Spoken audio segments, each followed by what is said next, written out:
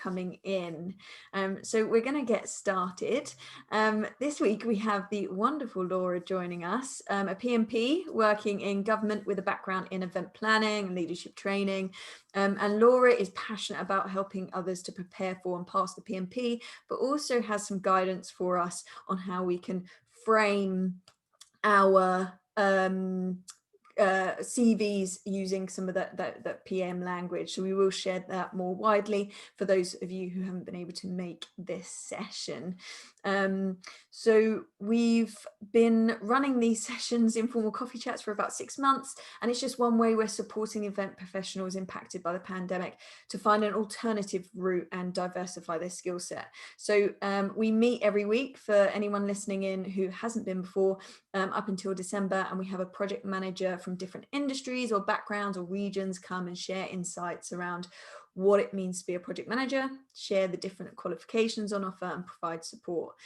For those serious about upskilling or transitioning, we're just a couple of weeks now out of launching a mentoring platform that will help to connect mentors and mentees together around project management and kind of becoming a project professional, whether that means just upskilling but staying in the event space, or means, you know, making a transition into project management. So that'll be a free service, so do keep an eye out for that. So we always start these sessions, Laura, with a few quick fire questions just to make sure that you're human and one of us. So are you ready for my quick fire round?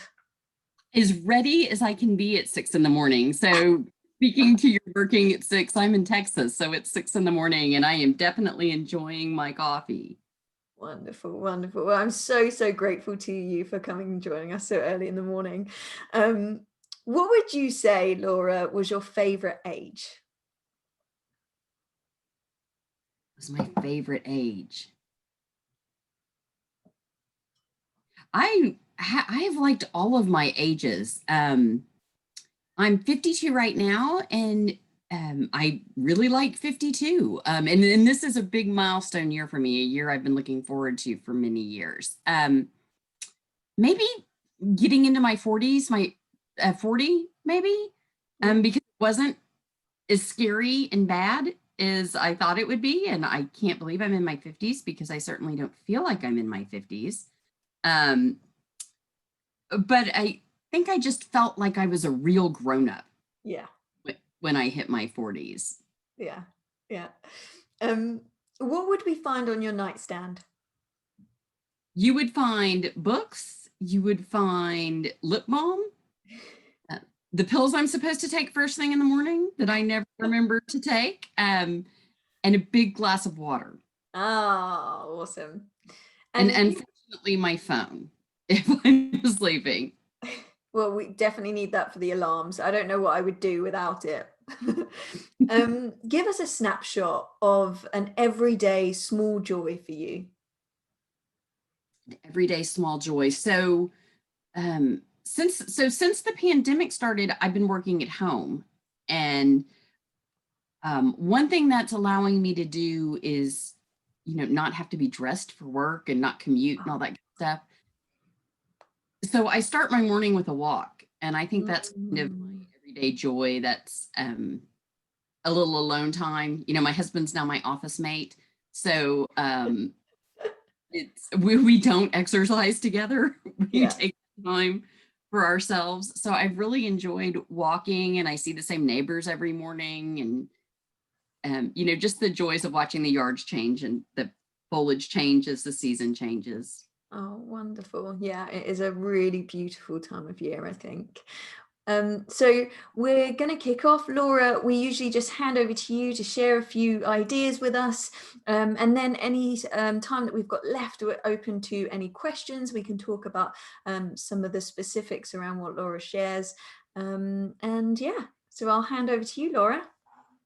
Okay, good morning. So I met Jay on Facebook. She posted in a project management group that I love. And the group is mostly people who take a particular gentleman, his name is Joseph Phillips. They take his project management classes on a platform called Udemy. And that platform, that class is what got me through the PMP. And I don't know how much of a is the PMP, project management professional certification, big in the UK? So it's less, oh, am I off you, mate? Yeah. It's less so, but certainly we've been told that it's, even if we're not going for the PMI version, the actual training that's on offer and the one you described is really valuable from a, developing as a project manager. But the PMI qualification is less popular here. Usually people either go for the Prince 2, which, a few people have said are not necessarily fit for purpose for some of the project management that we're seeing in today's world, but also APM. But it's good to kind of get a variety of qualifications that are available. Okay. So in America, the project management, the PMP is sort of the gold standard. And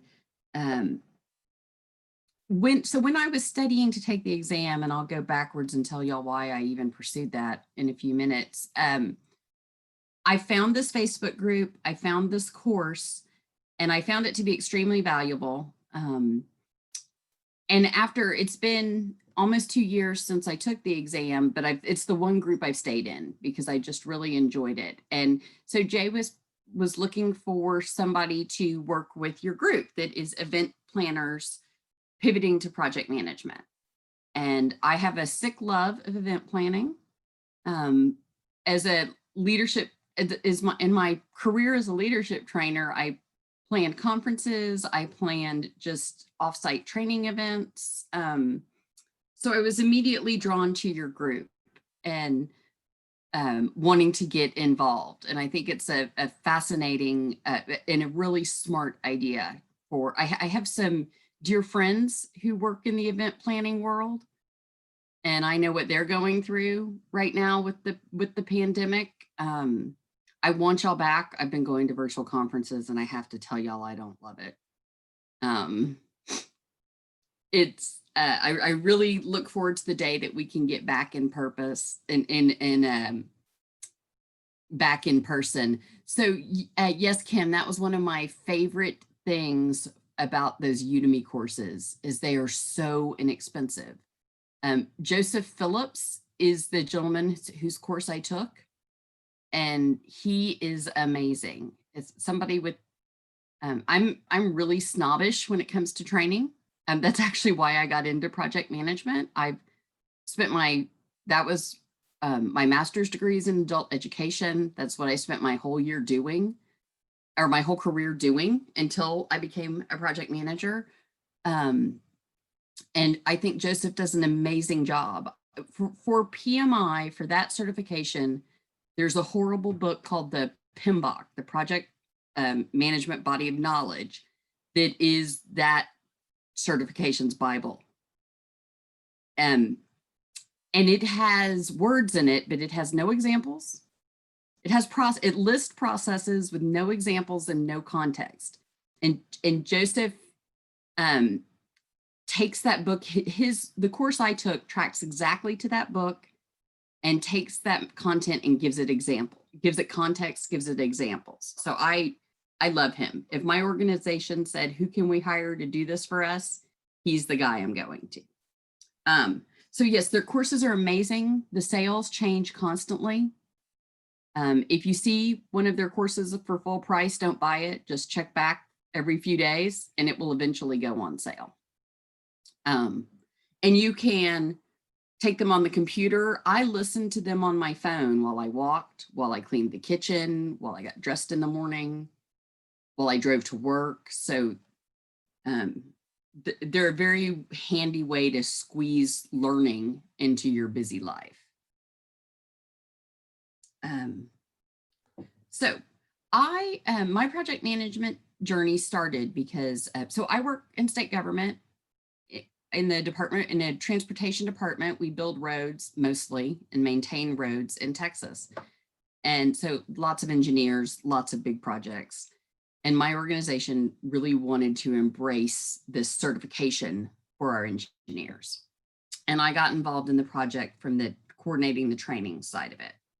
And they decided at the end of the experience, and this was not, it was like a 6-month lunch and learns once a week or once a month. They had mentors, they had study groups. They decided to have an intensive boot camp at the end for people to take right before they took the certification exam.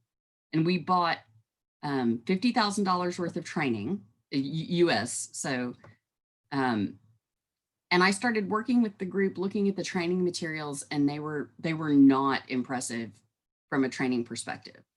They were just, they didn't really have directions for the instructors. The slides were boring. And I was offended as a trainer, and I thought I can do better than that. I just need these letters behind my name so that I can be the one to do this training. And that's how my journey began. And as I was learning project management and studying to take this exam, I started realizing that I had the same skills. My training skill set was a project management skill set, facilitating meetings. My husband's an IT person. He calls project managers professional pesterers.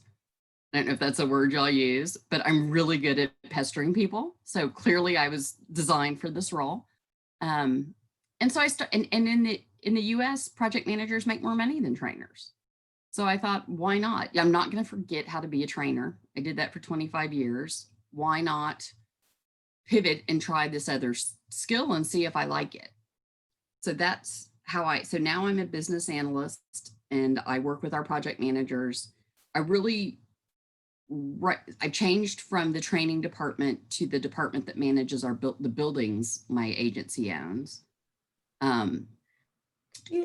Laura, could you just explain what the difference is between a business analyst and a project manager? Because they're similar, it's a similar field, right? The similar skills. They are. And I have the title business manager, but I function as here, do this kind of person. Yeah. Yeah. So in project management, early on in the process, you gather the requirements for the project. So like in software, what does the project need to do? Sorry, I've turned on the fan. Coffee makes my face hot. You look, if it's software, you look at the requirements for the software.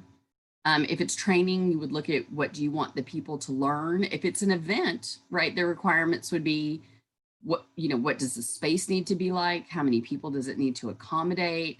How many general session rooms do you need? How many breakout session rooms do you need? How many speakers will you have? It's the details that the project needs to address and fulfill. And business analysts work with requirements. They gather requirements, they manage requirements. People don't always know their requirements. They may have a general sense of, we need a new software program to keep track of employee time cards, but they may not know what reports they really want. They may not be able to articulate or think to articulate the reports they want from the system. So that's business analysts mostly work with requirements. But I think in my role, it's a catch-all title and that sometimes gets a lot of things put in it. So my days, I work with a database and I teach people how to use the database a lot. So I do things that maybe aren't traditional. So business analysts focus on a piece of project management would be the short answer.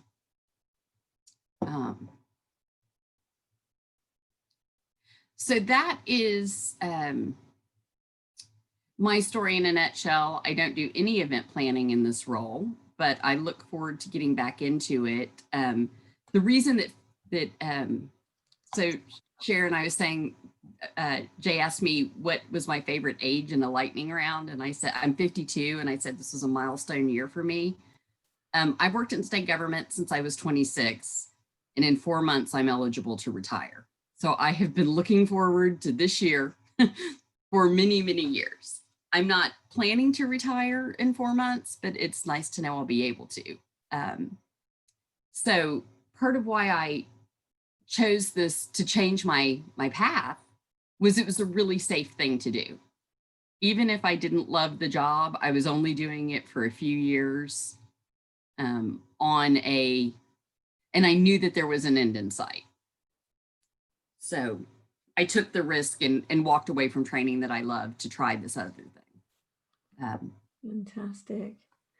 So Thank you. That's my story. Thank you so much for sharing that, Laura. And I know that you've shared with us this great document where we can use kind of those project management CV phrases, and we'll go to questions. And just while everyone else is thinking about questions, what would you say, Laura, regardless of what qualification you're doing, you've kind of experienced that process of training for the qualification.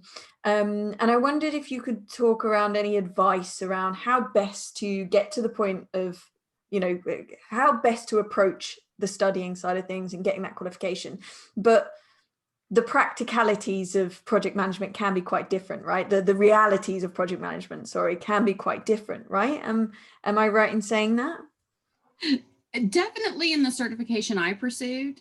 I'm not very familiar with the ones you mentioned, but I'm sure they're all the same way. And what I found about the one I pursued is you have to learn what's in the book for the test. What happens in the real world doesn't matter at all. And once you take the test, you never have to worry about what's in the book ever again. And I watched people that I went through the process with when I took my boot camp. So I eventually took when I got involved in the project that developed the program that now gets people the certification at my organization, that was where I started. But I came back and took the boot camp right before I took the exam. And people in my class kept saying, but this isn't how it works in the real world. But this isn't what we really do. And the one person who was the loudest person saying that didn't pass the exam. And I'm sure he went into the exam with but that's not what happens in the real world. Those tests don't care what happens in the real world. I actually taught part of our most recent boot camp. And that was my advice, was my number one thing to you is forget the real world. Yeah. Focus on what the silly book says. Get the initials, and then you can burn the book for life. Yeah, I think that's a really great point, though, to make, that whilst getting the qualification will be one thing, that you may experience things slightly different in the real world, and that's okay. To work towards getting that qualification, then you've got that on your CV, you've got that credential, and now it's just kind of building your experience. And I think as event managers, there's a lot of project management they'll already be doing. It's just not the formalizing of it. It's not the specifics of the methodology. And it's just about applying that layer to stuff that they're very, very experienced doing. Events are by definition projects. And yes. In the certification I took, I had to document 4,500 hours of project work. And most of it was writing training, but a lot of it was event planning. I think at least 2 of my projects were tied to event planning that I submitted. I think that was going to, sorry to jump in. I think that was going to be my main question, really, because obviously I've been in events, all my working life, really. So, but I'm looking now, obviously, at project management, and it's become clear that obviously I need some sort of certification, to be applying for these type of jobs. But really, it was just some advice from you, really, on how the roles differ and what is different in from doing it, on a day-to-day basis. What is the big difference between the 2 roles, really? I suppose it depends on the projects that you're taking, but I would say that there's absolutely no difference. Yeah, exactly. It's the words you use to describe it. Yeah. Right. So I probably would not approach a project any differently or an event. If I were to plan a conference right now, the only thing I might do differently is take time to plan for some things I wouldn't have planned for before, to obviously look at risk. Yeah. And to look at some things differently, but It's because I think that's frustrating from I mean, I don't know how Kim feels and Veronica, but you know, from my point of view, to be an event organizer and to have that experience and those skills behind you, and then not even to be kind of considered without a qualification for project management is really frustrating. I think the thing is, and I'm not sure whether that's I'm just starting out in this journey, so I'm not sure whether that's all employers that would, you know, I guess it depends how many CVs you send off and how many people you apply to as to whether they'll see past that. But at the moment, we're in a situation which is just so dreadful that, you know, people are getting so many CVs across their desk that obviously they're looking at the ones that they're filtering and presumably looking at the ones that have that qualification. But it is a bit frustrating. I can imagine that to be very, very frustrating. I think what they're looking for by finding the qualification, whilst you will certainly be doing a lot of the project management, you will be doing a lot of project management already without kind of the formal definitions and stuff like that. Yeah. There is a formulaic way in which project management does things. There's a methodology. So when I was an event manager, I didn't qualify for anything. I was just really organized, and then I got experience and I did things my own way. Yeah. With project management, it's slightly different because what you're trying to do is you're trying to standardize how things are done so that you can work cross-functionally more effectively. So instead of lots of people working individually with their own types of templates and their own ways of working, project management provides that layer. So that's essentially what they're looking for by being certified, that you understand some of the fundamentals that you could go into an organization and implement them and help others to standardize those things. So you will be doing it. It's just about how effective you are at bringing a methodology in and introducing that to a team if it's not there already, or adhering to that in terms of efficiency and cross-functional working. So I hope that sort of makes sense in terms of the difference, I think. Yeah, no, it does. Yeah, thank you. Coming from a human resources perspective, I think sometimes organizations look for those certifications because it helps managers make an initial cut. Yeah. And in terms of screening applications and getting from the 300 they're getting to the one. But my advice in the meantime would be to reframe your CV using the project management language. Right. And start thinking of your experience in the project management language.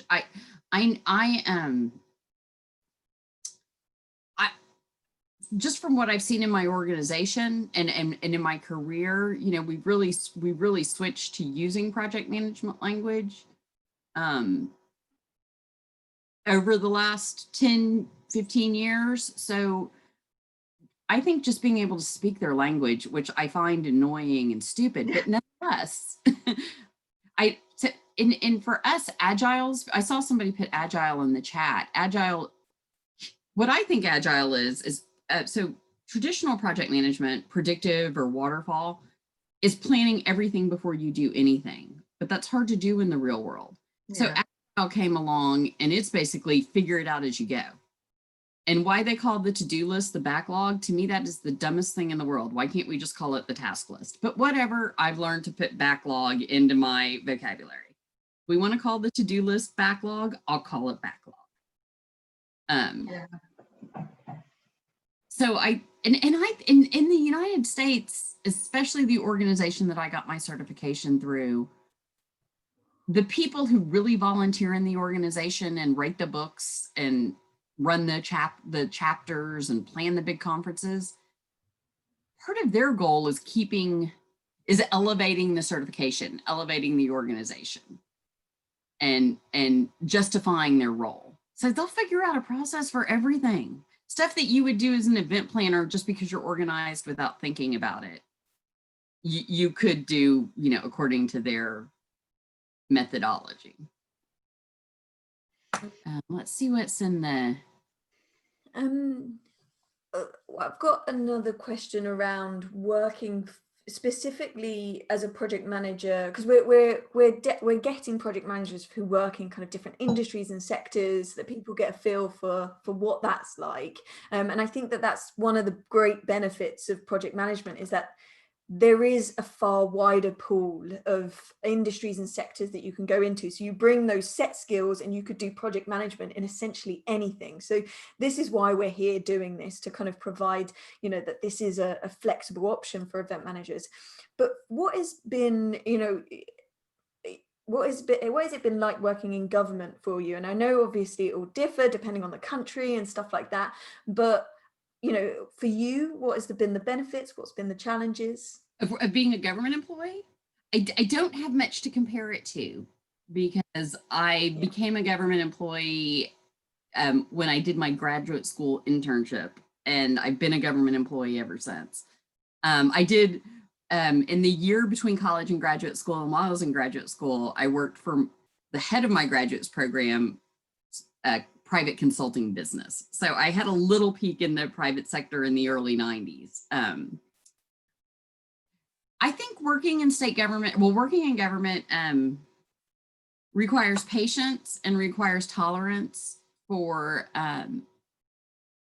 the layers of bureaucracy. And then there's, I taught hiring, and I'll speak to some resume and interviewing stuff in a minute, but in our hiring, we had this line in our hiring class that said, don't do whatever it was, don't do this thing because we wouldn't want our applicants to think it's a bureaucracy. I thought, well, they ought to figure that out. So I can't buy anything. I couldn't buy get a new monitor for my desk without a month of a piece of paper going through a process and that's a huge thing in state government. You cannot buy anything without approval. And I just accept it. The thing that's benefited me so much personally from being a government employee, and I didn't ever plan to be, my graduate program required an internship, and I had one set up at this high-tech company. I live in Austin, Texas. I live in Tech Mecca, and I was going to go, wear my little suits and be this little high-tech hotshot was my plan. And my internship needed to happen in the spring so I can graduate in May, and my contact got fired over the holidays. So I was scrambling, and a government agency had an internship, and here I am. And I didn't, so what we have in the States, we don't have any version of socialized medicine. And 26 years ago, health insurance was very different in the United States than it is right now. And I'm sure you have seen that it's just really a hot mess in the United States. But I had great benefits. My health insurance has always been paid for by my employer. I earn a lot of time off. And when I converted from the internship to the full-time employment, all the old people in my family. So one thing that state government offered when I got hired was healthcare for old age, healthcare at retirement for the rest of your life. And all the old people in my family said, you have to work there for 10 years and get that. And oh my gosh, how right they were. Nobody would have ever predicted how brilliant my great aunts and uncles and grandparents and everybody was. Brilliant. So over the course of my career, every 5 years, I earn more vacation. I earn like European levels of vacation right now. I think I earn 5 a month, and I can carry over hundreds of hours from year to year. So I've had a very flexible career. Like this week, I was telling Jay, I'm passionate about about people voting. So I'm taking afternoons off this week, and I'm working at the polls. And so I've had the flexibility to do the things I want outside of work. I have a wine business, which is why my office says wine. And so I've had the flexibility to juggle both of those businesses. And then I just slowly got sucked in. So at first 10 years was the goal. And as I got closer to 10 years, my leave started building. So the thought of leaving and starting over with 2 weeks of vacation didn't appeal to me on any level. Understandable, completely understandable. And then once I hit 10 years, retirement was sort of felt closer in sight. And it was hard. I couldn't walk away from the leave. And I started and as I got older, as I hit 40, and I started realizing that the fact that I'll have healthcare paid for and I can walk out the door at 52 gives me every option in the world. I can do whatever I want. So that's what I've It's fantastic to hear that it's given you that flexibility to be able to set up that business on the side. And I think that's what that's a lot of feedback that I get from the project managers, that whether they go for the contractor route and they pick up projects as and when they need, or they go through the full-time route, there's still flexibility there to be able to do their own thing. Laura, you were mentioning there around some CV guidance. Are you happy to share that? Of course. And I don't really know if a European CV looks anything like an American resume. But just in general, when I'm applying for jobs and helping people apply for jobs, and when I taught what I learned from teaching managers how to hire, I go 100% by that job posting. And whatever that job posting is looking for, I love Microsoft Word, not a huge fan of Excel, but I copy and paste the key phrases from the posting into a Word document, and I have a laundry list of my experience. I managed this budget. I did this thing. I negotiated this contract. So I go through my laundry list and I copy and paste phrases over that fit exactly to the experience that they're looking for. And I even put it in order of what they want. So I also, there's a ton of videos out there on YouTube and everywhere else on how to interview, but I definitely look at what are they hiring for, and what kind of questions do I think they're going to ask me? And I hate that first, tell me about your whole work history and your career and what you've done and how come you fit this position. I think that's the hardest question to answer. So I kind of work through that before I go in. And when I got the job I have now, which is actually the only job I applied for with the project management, once I got the certification, it was in my organization. I knew the head of the division. He had been an advocate of training, and he was a flexible, reasonable human being. So somebody I would want to work for.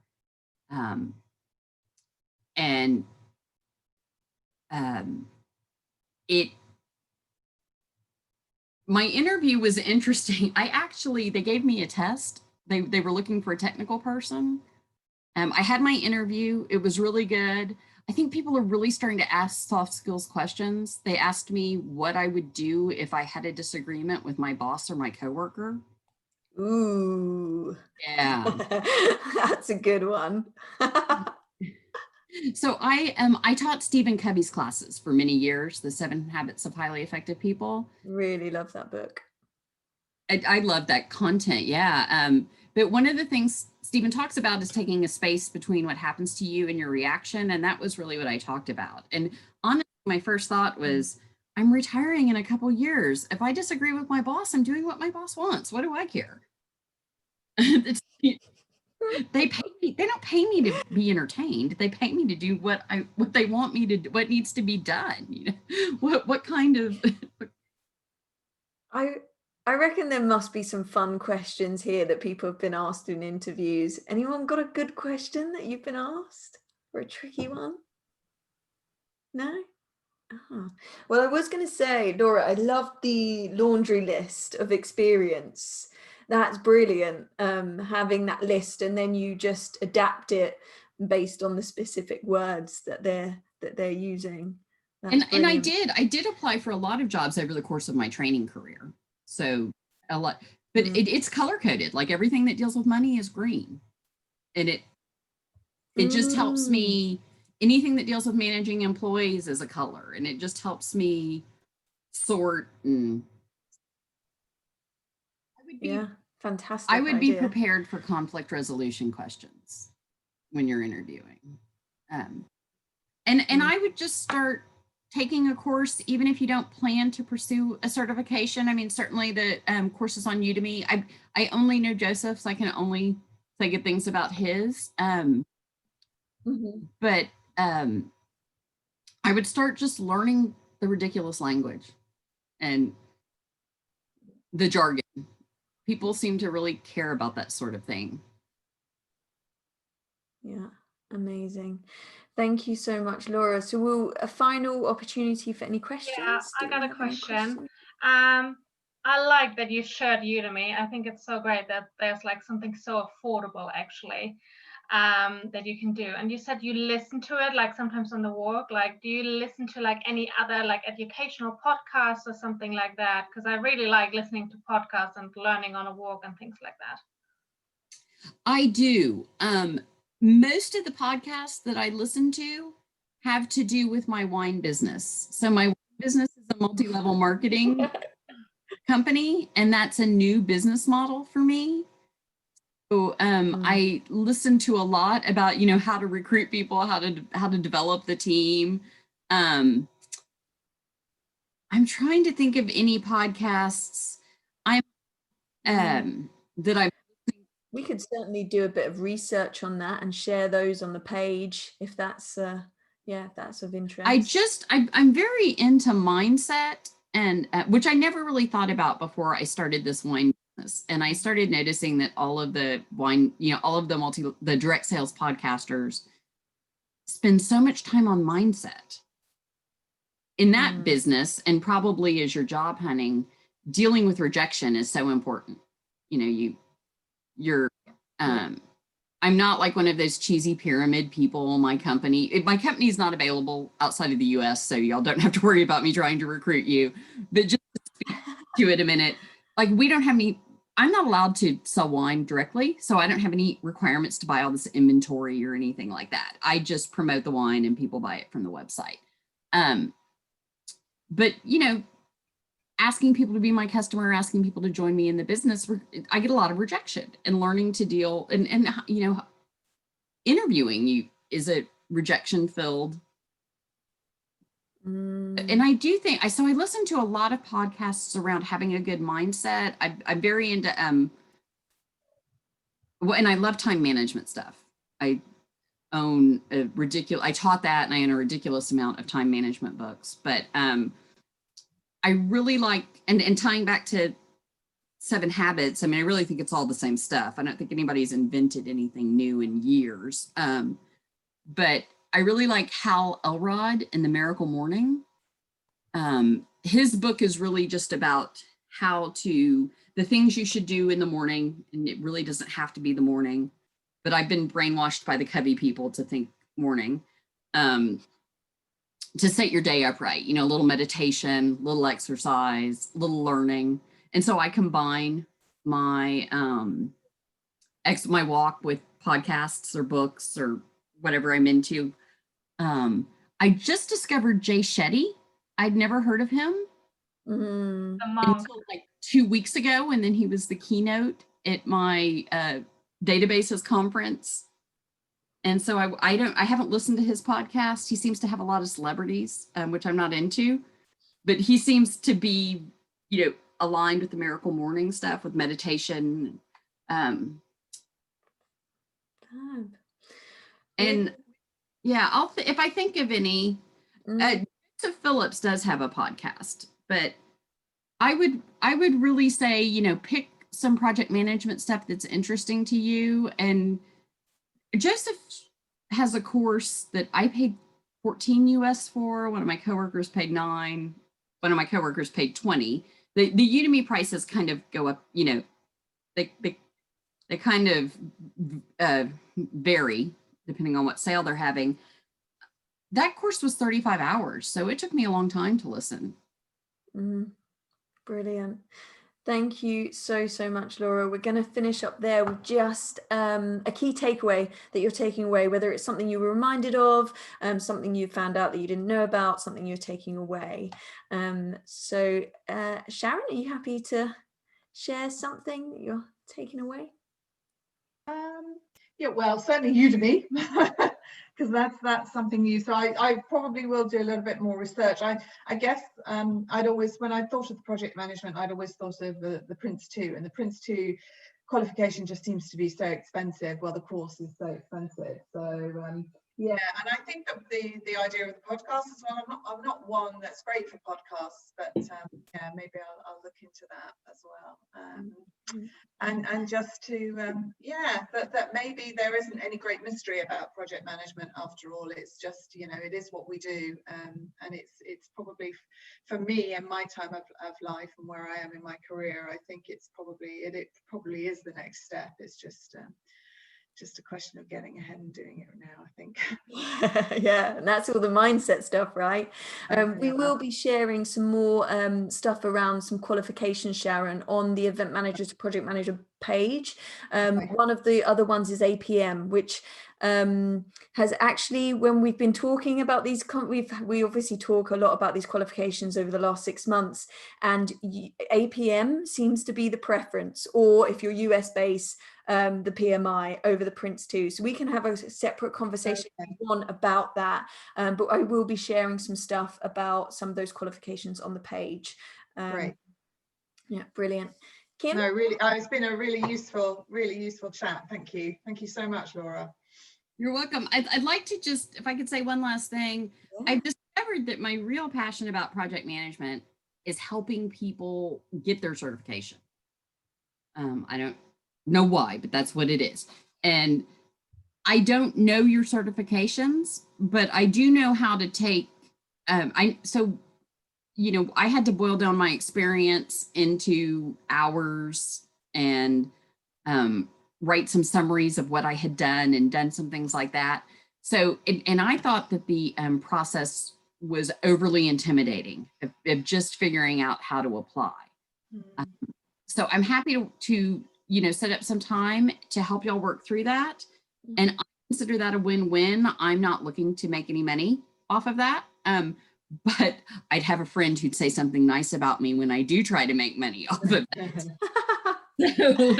So I'm definitely happy to help organize and help y'all think through. And I think my LinkedIn is my horrible LinkedIn, because I'm not job hunting. So I keep my LinkedIn is not at all up to date. I have very mixed feelings about even putting my wine business, because so many of my government coworkers are on my LinkedIn. Yeah. So it's, I need to though, because apparently it's great for my industry, my wine industry, but I do answer the messages. I don't keep my profile up to date. I do pay attention to the messages.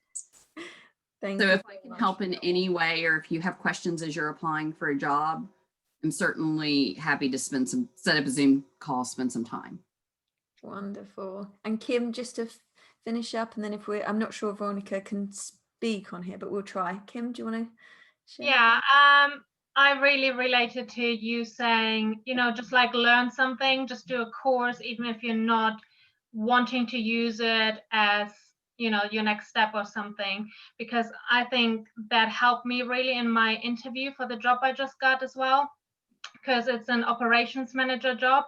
And I mentioned in my second interview that I just did a few courses on Open University. They were just like short, free courses, but I did the operations management one and the managing people. And yeah, just showing that I'm interested and that I'm willing to learn, and that I take my time at the moment to educate myself and, you know, refresh my knowledge on a few things. I think that really helped and impressed. So yeah, I really like that you said, like, you know, just do a few courses, like even if it doesn't really relate to what you're doing or want to do, just like do something and learn something.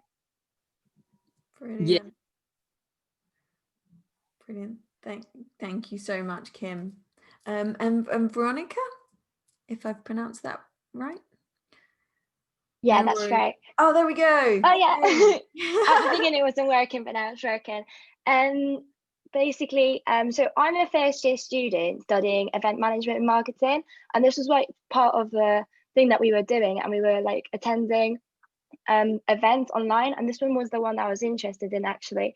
And like this session kind of reminded me to do some things on top of my study, so like do Udemy on the side as well, and like listen to podcasts and just get like ahead and read books about it. Fantastic. I'm really, really glad to hear that.